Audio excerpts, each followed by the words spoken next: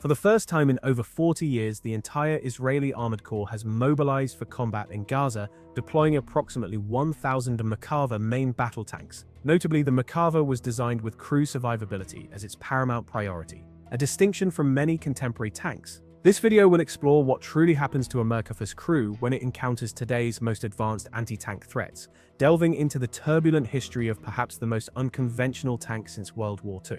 The 1973 Yom Kippur War inflicted devastating losses on Israel's armored corps. Egyptian and Syrian forces, equipped with modern Soviet wire-guided anti-tank missiles and RPGs, decimated approximately 40% of Israeli armor within days, resulting in severe crew casualties. This missile shock unequivocally marked the end of the World War II era. In tank design, at that time, Israel relied on a diverse fleet of imported and modified tanks, including American M48 and M60 variants, British Centurions, and even upgunned World War II Shermans, known as the M50 and M51 Super Sherman. While these featured new high-velocity cannons, fire control systems, and communications, their fundamental design was pre-missile age. Further exacerbating the situation, Israel faced a critical shortage of trained tank crews. They even reduced crew sizes from 5 to 4 in Super Shermans by eliminating the bow gunner, thereby increasing available crews. Recognizing that skilled tank crews require extensive, costly training and are irreplaceable assets, Israeli commanders firmly believed a tank's effectiveness was directly tied to its crew. This conviction, coupled with the refusal of the British to deliver new Chieftain tanks, spurred them to develop a new tank from the ground up. This design prioritized crew survivability, recovery, and ease of repair, acknowledging that an elite crew was a more valuable and harder to replace asset than the tank itself. In the mid-1970s, Israel initiated the development of a new main battle tank, informed by the brutal lessons of the Yom Kippur War. This endeavor led to the creation of the Merkava, perhaps the world's most unconventional tank, whose name literally translates to chariot in Hebrew. Major General Israel Tal, revered as Mr. Armor and a hero of the 1967 Six-Day War, championed this indigenous development. He argued that Israel required a tank specifically tailored to its unique threats and operational environment, rather than relying on reluctant superpowers for advanced military hardware. Tal's vision, combined with battlefield experience, fundamentally inverted established tank doctrine. This reversal began with the revolutionary decision to place the engine and transmission at the front of the tank. Traditionally, engines were positioned at the rear for protection, while the front hull received the heaviest armor, anticipating head-on engagements. Tal's team defied this convention, positioning the Merkava's engine block at the very front to serve as an additional formidable layer of protection for the crew. While a severe frontal hit might immobilize the tank, the crew's chances of survival and escape significantly increased. Terry firmly believed that the loss of a trained crew represented a far greater strategic setback than the loss of a tank, as an immobilized tank could often be recovered and repaired. Unlike its personnel, another revolutionary feature was the rear compartment, an access door. By relocating the engine to the front, the rear hull space became available. A large rear hatch, known as the bird's door, provided direct access to the crew area from the tank's back, offering multiple advantages. Firstly, it served as a rapid and protected escape route for the crew, allowing them to exit from the rear using the tank as cover rather than being exposed to enemy fire and flames by climbing out of roof hatches. Secondly, this compartment could transport additional personnel. By temporarily removing some ammunition racks, it could accommodate 4 to 6 infantry soldiers for specific combat operations, a unique capability among contemporary tanks. This allowed for missions such as rescuing downed pilots or performing medical evacuations, all while the tank remained combat-ready.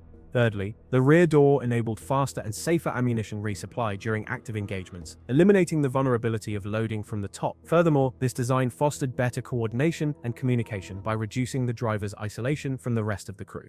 The Merkava incorporated modular armor, a departure from single-cast or welded homogeneous shells. Its layered protection featured bolt-on modular plates, facilitating easy field replacement of damaged sections and reducing the need for extensive factory repairs. To counter modern anti-tank-shaped charge warheads, the glacis plate was constructed with multiple layers of spaced armor, utilizing varying materials and gaps. Lacking access to advanced composite armor like British Chuban armor, Israel ingeniously designed hollow, self-sealing structures around the tank for fuel or water storage. The theory was that, upon impact, the liquid would help dissipate the energy of heat rounds. Ammunition storage was another critical design element, concentrated in the rear hull compartment within armored, fire-resistant containers. This contrasted sharply with earlier American and British designs, which often stored ammunition throughout the vehicle, risking catastrophic ignition upon penetration. In the Merkava, even if ammunition detonated, the blast was designed to vent away from the crew. This offered a significant advantage over tanks like the T-72, whose infamous autoloader often resulted in a massive internal explosion and turret explosion following a penetration, destroying the tank and its crew. Furthermore, crew comfort was prioritized to maintain operational effectiveness during prolonged engagements. Features such as air conditioning and ventilation were essential for sustaining crew readiness in the harsh Middle Eastern desert climate. The Merkava's crew comprised a driver, gunner, loader, and commander. By the mid-1970s, Merkava prototypes underwent testing, immediately revealing their distinctive nature. With sharply sloped plates, a squat turret positioned far back on the hull, a unique rear door, and a weight of approximately 60 tons, its appearance diverged significantly from any other tank then under development. Despite initial skepticism, the first production Merkava Mark I tanks entered service by 1979, poised to prove their capabilities in combat.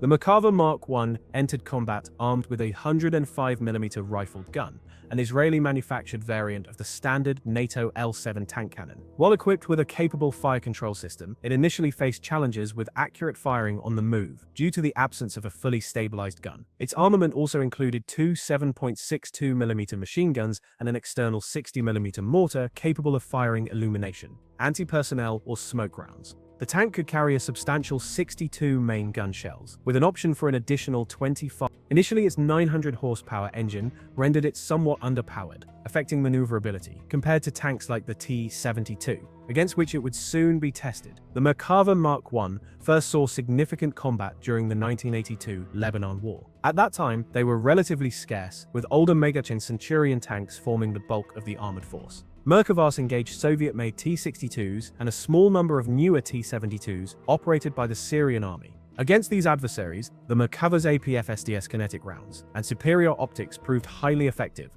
particularly at longer engagement ranges, favored by Israeli doctrine, in contrast to Soviet preferences for closer combat. The Merkava also withstood attacks from anti-tank missiles, RPGs, mines, and tank fire. Despite several Merkavas being knocked out, they performed as designed. At least two Merkavas were lost to direct T-62 hits, yet reportedly no Merkava crewmen were killed, a stark contrast to older tank crews. Furthermore, almost all knocked-out Merkavas were returned to action within 48 hours, fulfilling Tao's vision. While initial flaws were acknowledged, this was merely the Mark I. Its combat performance solidified its formidable reputation, warranting further investment and paving the way for the Mark II. A notable weakness identified was a shot trap beneath the rear of the turret, a vulnerable gap where a well-placed RPG round could penetrate the turret ring, potentially causing crew fatalities. An innovative solution involved hanging ball and chain curtains to prematurely detonate warheads before they impacted the main armor. This became a distinctive feature on subsequent Merkava models. The Mark II also received side skirts and additional armor modules for enhanced RPG protection, alongside a new transmission and other upgrades. However, despite the success of the crew-first design, threats rapidly evolved. The widespread use of anti-tank guided missiles and RPGs by small ambush teams, often attacking from flanks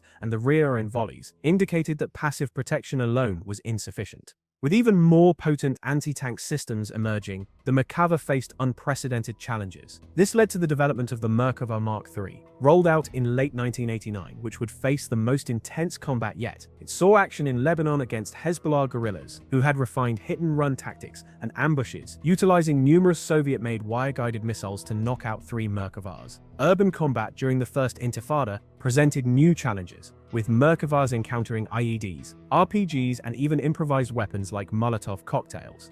High Command meticulously analyzed these battle reports to devise solutions for these emerging threats. Consequently, the Merkava Mark III received a new 20mm smoothbore gun and significant technological enhancements. Yet, this was only the beginning, as the Merkava Mark IV and Mark V Barak were still to come. Subsequent models featured further technological upgrades, with the most significant being the Trophy Active Protection System. This system could detect and neutralize RPGs and missiles pre-impact, providing 360-degree protection and boasting a claimed 95% effectiveness. The Merkava Mark IV, particularly its advanced Barak variant, represents the latest and most modern iteration. Beyond an upgraded gun, an automatic ready rack for direct round delivery to the loader, and the capability to transport up to 6 infantrymen without removing ammunition racks. the Barak introduced what might be the pinnacle of tank technology, the Iron Vision helmet. This display system connects to cameras positioned around the tank, with AI-driven sensors feeding the crew real-time intelligence on their own position and that of other units, resembling advanced video game interfaces. However, is all this technology truly sufficient to fully protect the tank and its crew on the modern battlefield?